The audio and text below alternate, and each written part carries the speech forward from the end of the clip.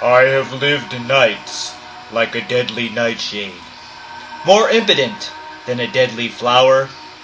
I have lain inside a thorny rosebush, hiding from a swooning autumn shower. You had known uncontrollable passion. I was falsely feeling unbeatable. Then with that one insensitive action, only once, but it seems repeatable.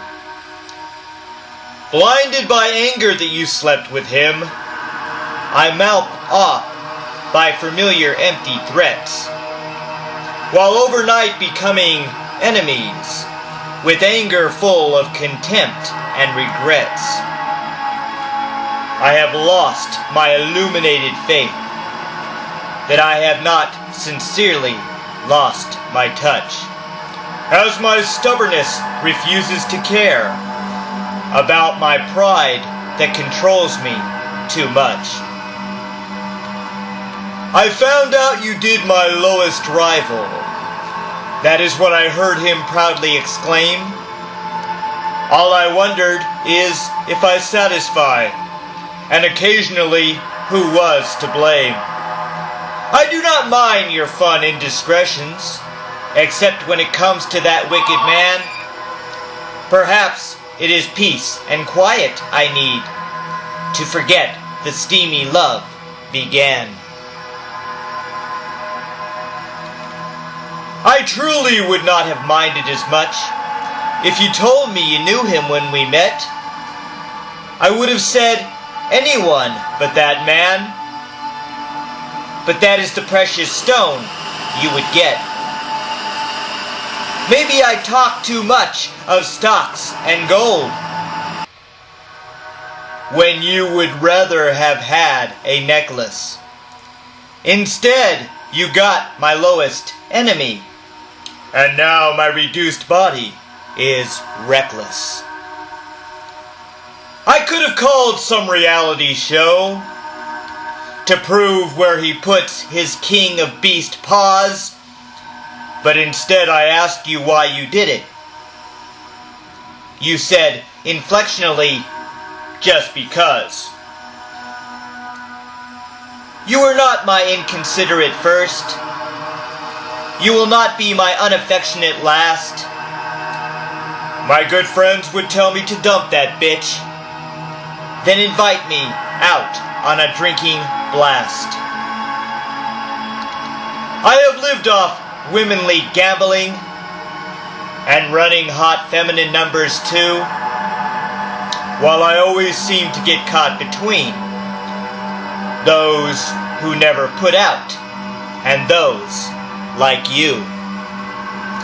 You let him roam to intimate places. That fact is hard for me to understand.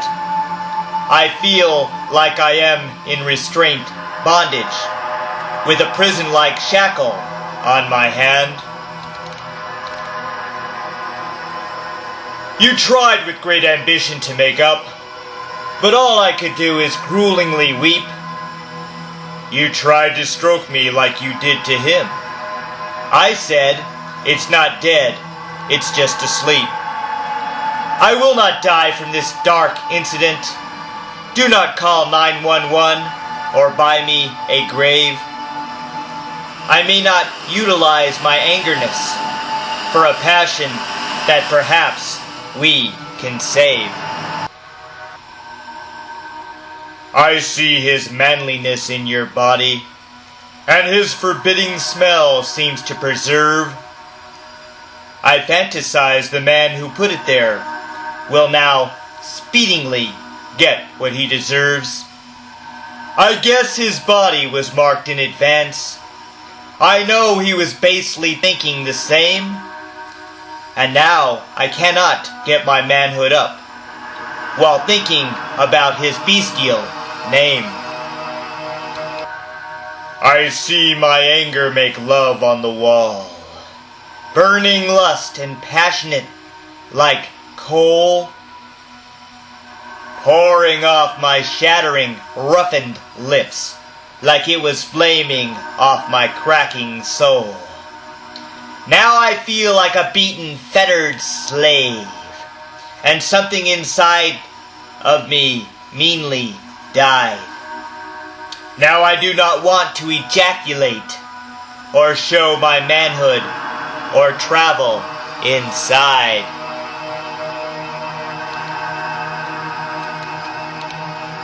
So go do some others aggressively. I hope you have a cell phone number list.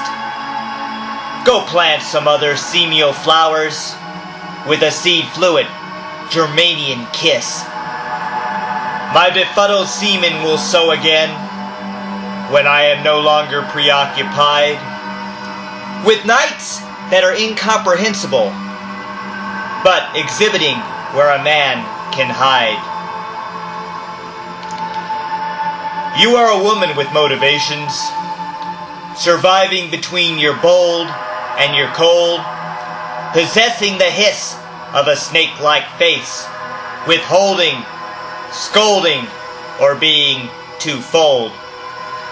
Now you stand like an emotionless thief on my unconscious yet intense parole, pretending you possess a saint-like face, when I have witnessed your white, ghost-like soul. Do him until his screwdriver falls off.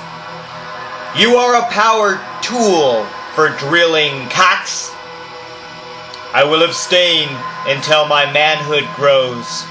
I cannot when hearing the voice that mocks.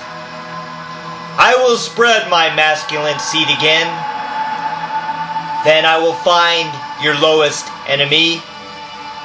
Then make love to her just to annoy you. And then make love to her again for me.